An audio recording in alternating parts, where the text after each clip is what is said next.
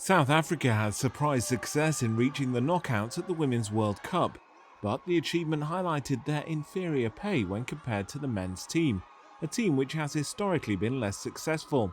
The women's team, known as Banyana Banyana, reached the last 16 of the World Cup in Australia and New Zealand this month, a first for South Africa. But it's been partly overshadowed by a spat between the team and the South African Football Association over bonuses.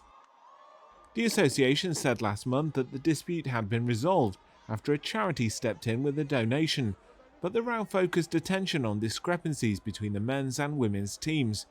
An investigation by the country's Commission for Gender and Equity found male and female players were not paid on the same scale. For instance, South Africa's women's players received a bonus worth around $2,900 for reaching the final of the Women's Africa Cup of Nations, which they went on to win. Each player on the men's team would have received a bonus worth around $13,000 if they'd qualified for the World Cup in Qatar in December, which they did not.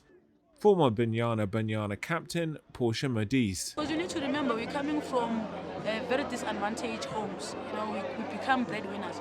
And if I was not getting paid, it was making my life very difficult. Linda Zwane is the vice president of South Africa's Football Association. There should be measures to avoid what had happened.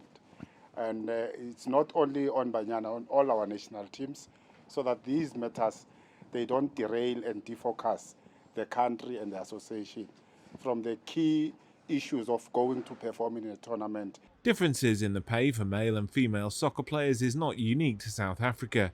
FIFA announced in March that $152 million in prize money would be on offer for the Women's World Cup, 3 times the amount offered at the previous tournament and 10 times the one before that, but still far shy of the $440 million for the men's tournament in Qatar.